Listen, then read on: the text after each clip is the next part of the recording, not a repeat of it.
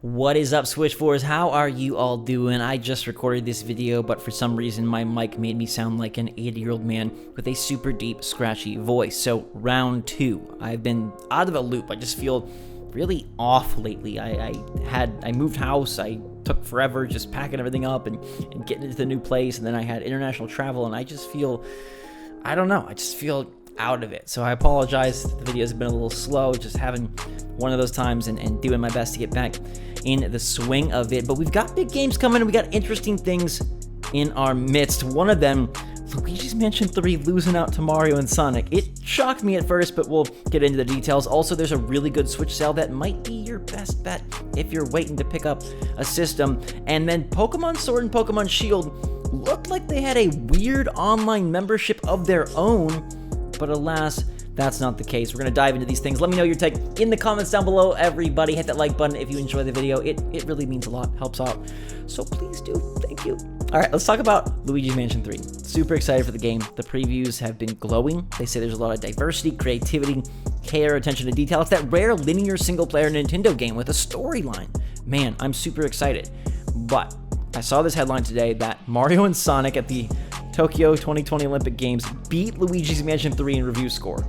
And I was like, what the heck? Because that sounds like a nightmare scenario for Luigi's Mansion. Nothing against Mario and Sonic. I've been playing it. The 2D events are really cute. The story mode is actually pretty fun. It has a lot of laughs. It's got tons of variety, a bunch of characters, different events, but it's just okay.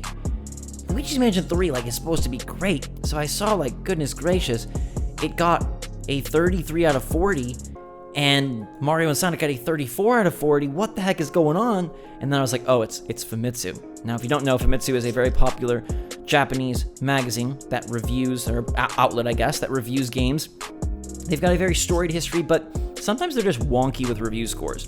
And once I saw that this was from Famitsu, all of my fears washed away. Because obviously they're entitled to their own opinion, but they're known to have kind of weird scores. They throw out a lot of 9s. They throw out a lot of just kind of counter to popular opinion reviews, and that's fine, but I would not worry so much. I think Luigi's Mansion 3 is still shaping up very nicely. In Famitsu, the 4 reviewers gave it a 9, an 8, an 8, and an 8. All things considered, 3 8s and a 9 is still great, but for some reason they gave Mario and Sonic a 9, an 8, an 8, and a 9. 2 9s. 2 8. So I don't know if they're just low on Luigi or if they're just super high on the Olympics, or maybe the fact that it's in Tokyo, they're feeling pretty proud. I'm hoping to get over to Tokyo because along with the Olympics, they're open in Super Nintendo World, and I cannot freaking wait. But don't have any fear if you're waiting for Luigi's Mansion 3. I think this is just kind of an anomaly, and once I got the details, I was not concerned. But it is like a spooky headline, like Mario and Sonic gets better reviews than Luigi. Whew. All right, let's move on to the Switch deal. I want to save $38 on a V2 Switch.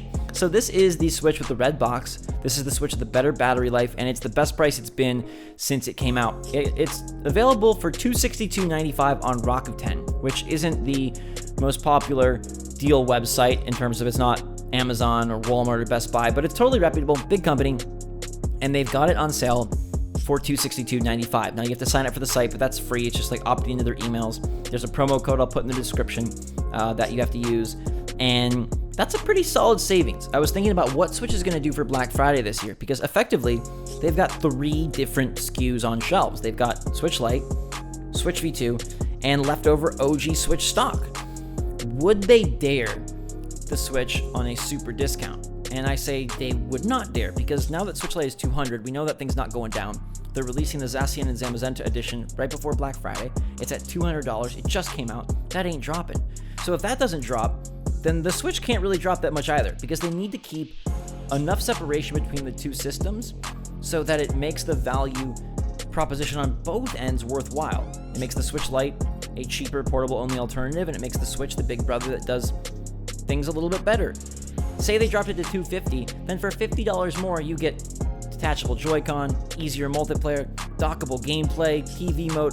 They're not going to get it that close. So I could see them dropping maybe $20. I could see them packing in a cheap game from year 1 or year 2.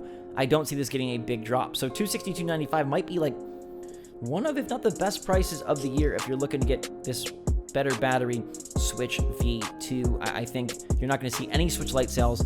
I think you're going to see game sales, controller sales. I don't think you're going to see system sales. Maybe a pack-in of a cheaper game or a Nintendo first-party title that has already sold a ton of copies and they've got just, they're not concerned about pushing a few out for free, and maybe tying it more to that old Switch if they've got SKUs in stock to push. But I like this deal. It's interesting to me that there's some people that watch the videos that don't have a Switch yet. Super cool. Maybe you're just waiting for the right price, the right game.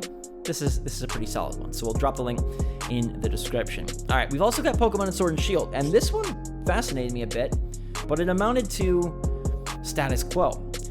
Yesterday, people saw that on the official Nintendo website, it said this about Pokémon Sword and Shield. Nintendo Switch Online membership sold separately, and Nintendo account required for online features.